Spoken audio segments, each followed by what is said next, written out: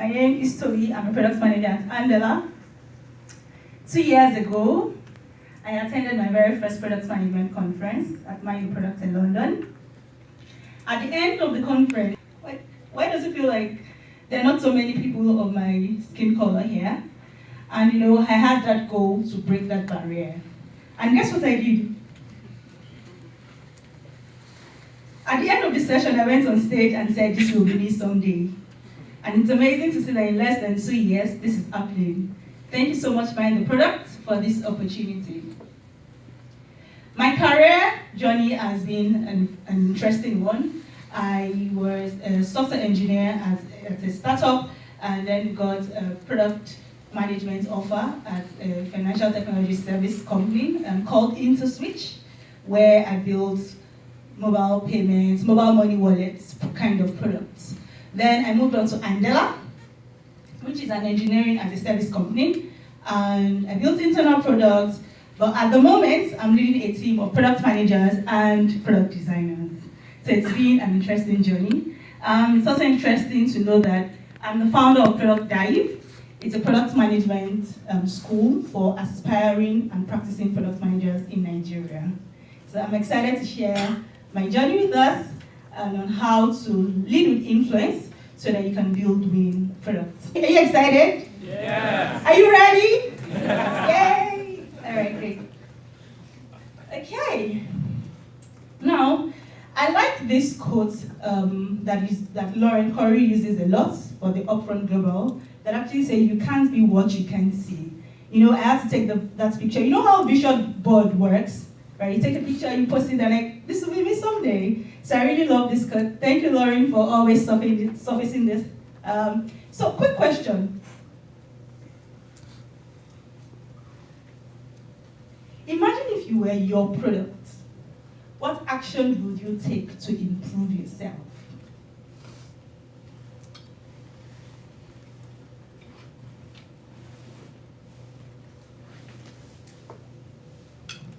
Okay, great. I'm sure we have our answers already. But as we go on, you will get answers to this. In order to improve a product, you first of all need to or in order to improve yourself a product, first of all, you need to find out the challenges that product has, right? So let's look at the challenges product managers have today, or the challenges they face today. A research was carried out, and it was interesting to note that 70% of the respondents said one major challenge they face is in roadmap expectations setting.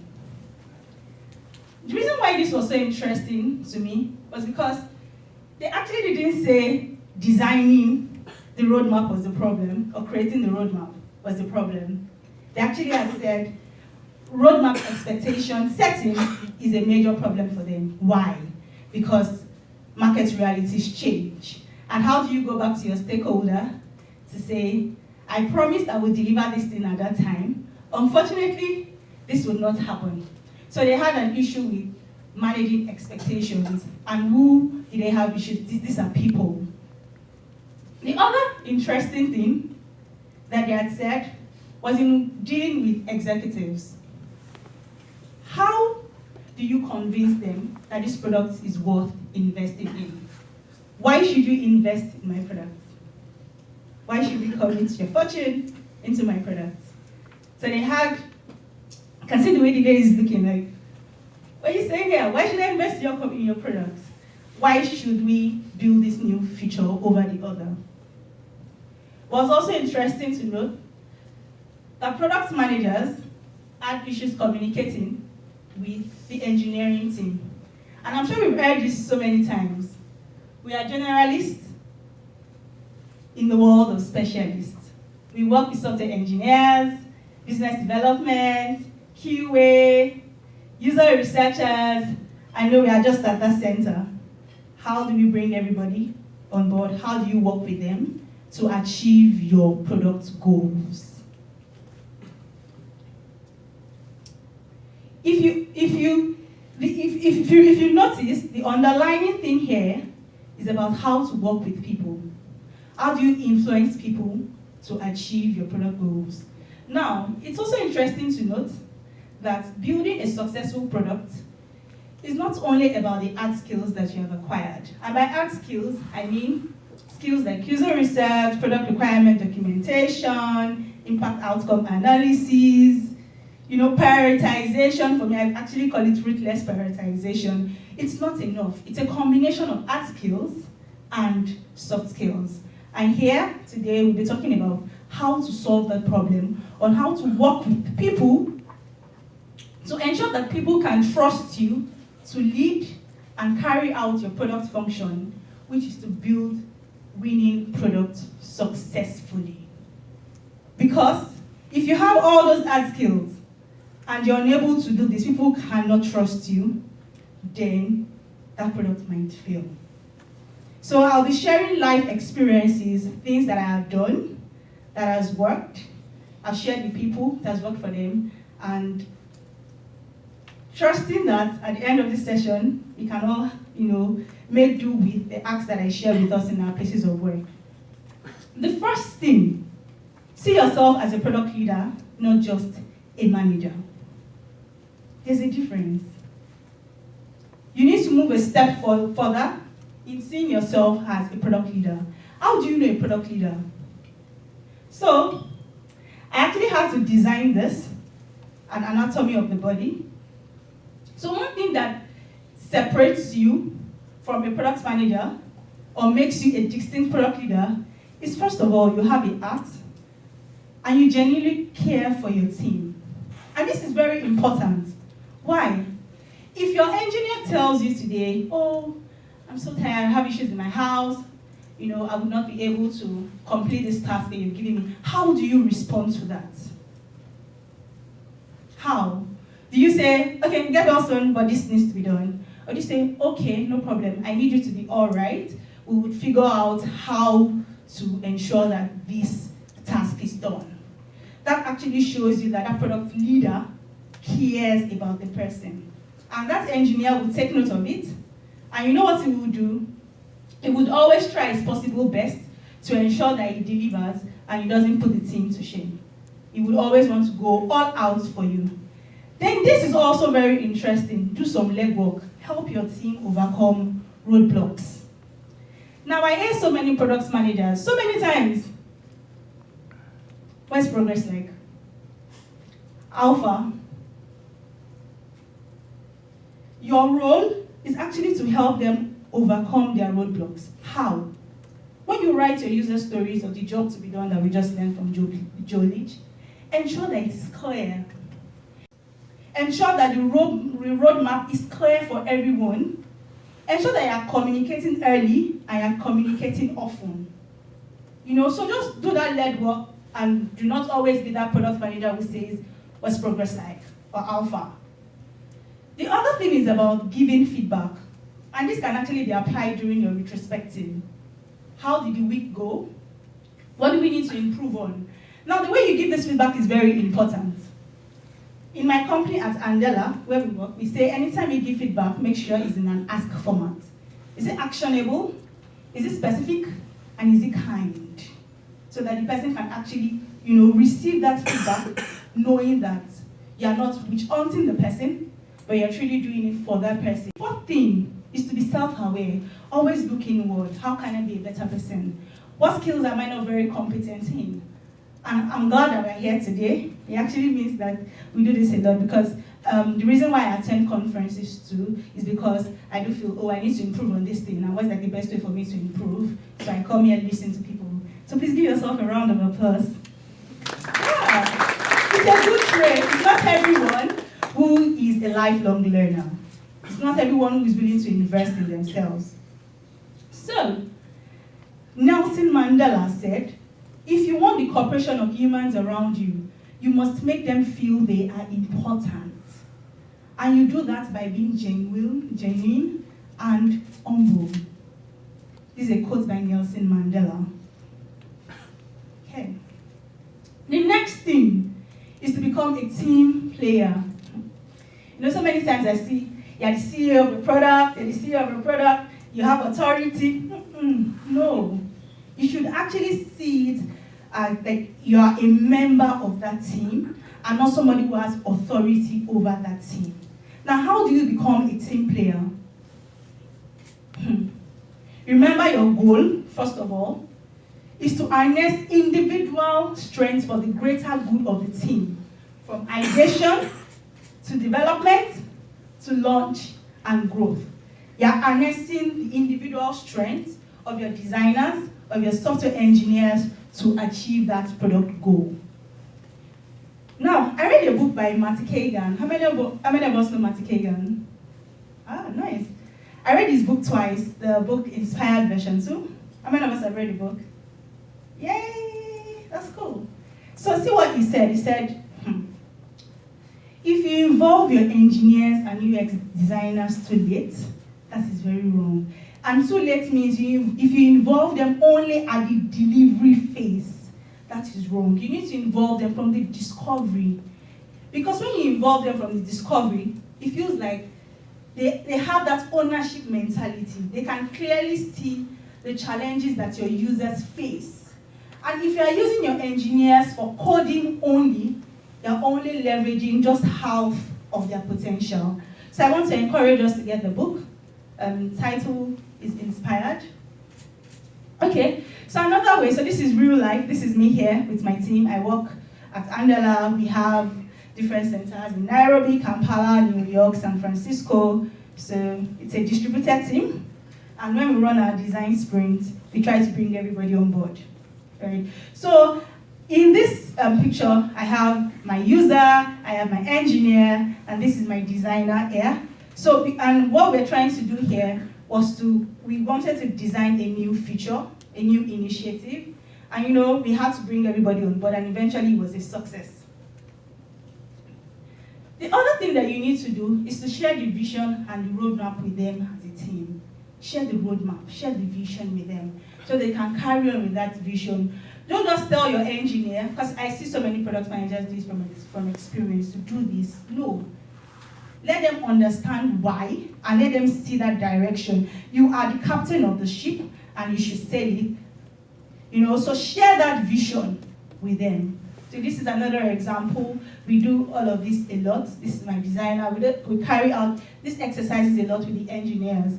Now, gather your stakeholders together and prioritize the features. Remember here, we are focusing on becoming a team player. The reason why this is very important is your a salesperson can tell a product manager, oh, this is what the user wants.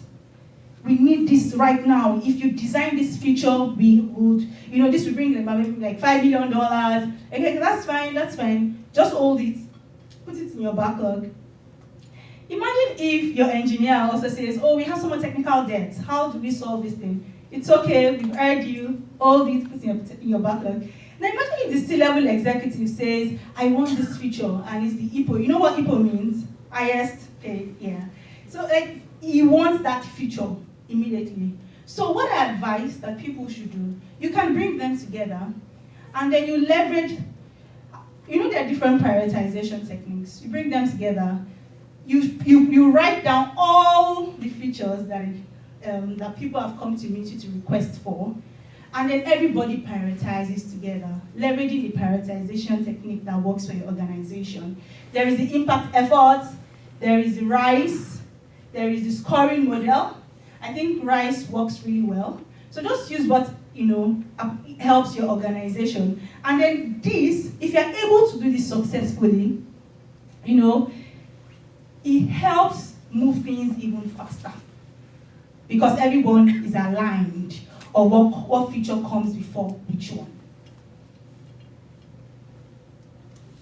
So the third thing, I especially love this one.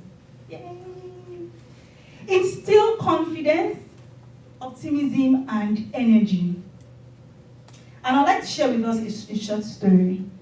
So I run design sprints a lot because, always very interesting. You have the discovery part, prototype. It's just really interesting, especially when you want to design new initiatives. And my product designer told me that of all the design sprints he has ever attended, that he's enjoyed mine the most. And I asked, oh, well, good feedback. Why? And he said Because from the very beginning, he could see the energy. Like, it was so contagious, and everybody was actually looking forward to that thing working.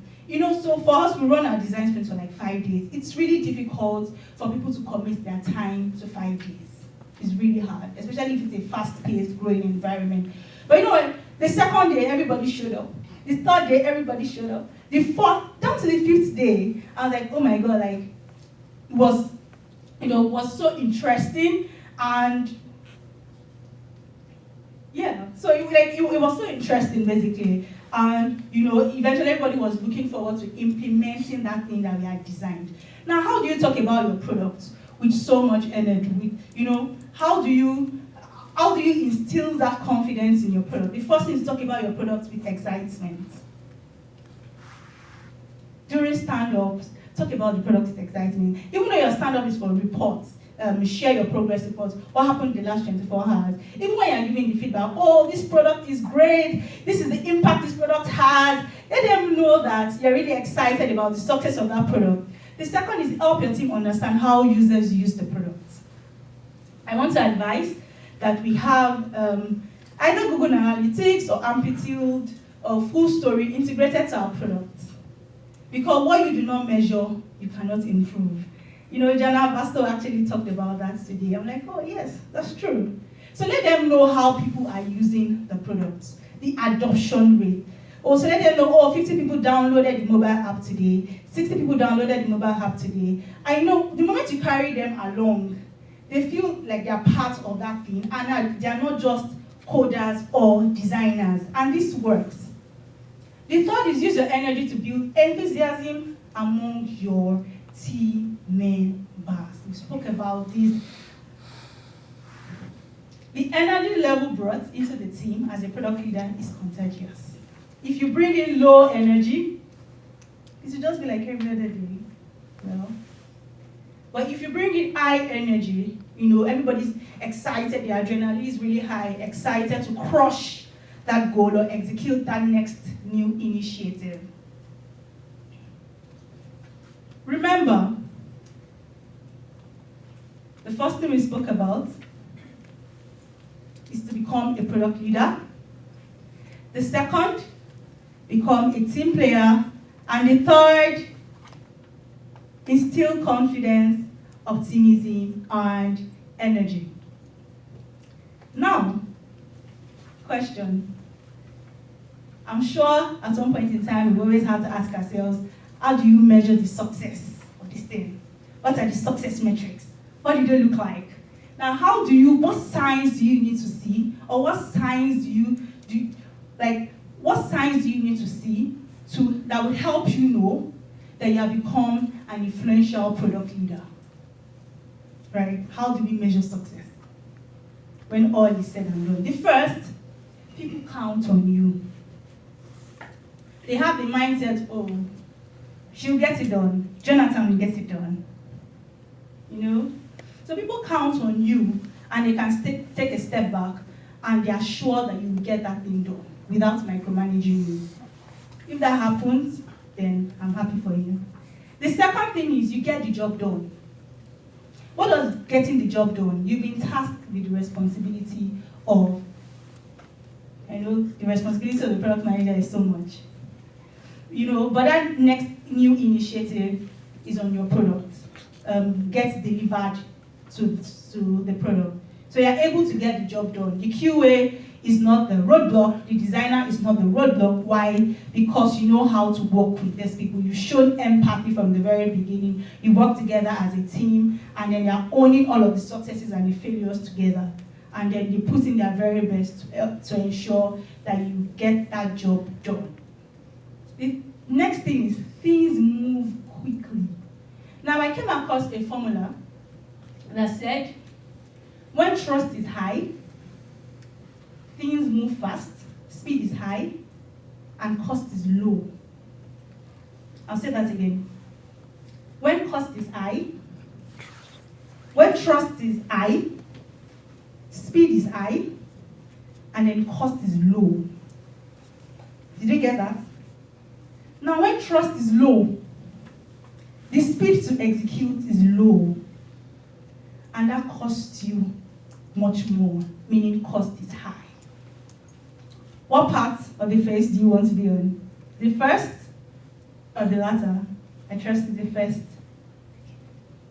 So, I ask us again, imagine if we were your product, what actions would you take to improve yourself? This is a journey. You don't get to it immediately, it's something that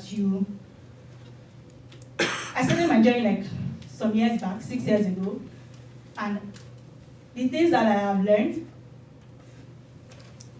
has actually brought me to where I am today. And one thing that I know that I have done is to iterate. We use the word iterate a lot. Let me get this. We use the word iterate a lot. Iterate on your product. Iterate on your product. Iterate on your product. And I want us to apply this to ourselves too.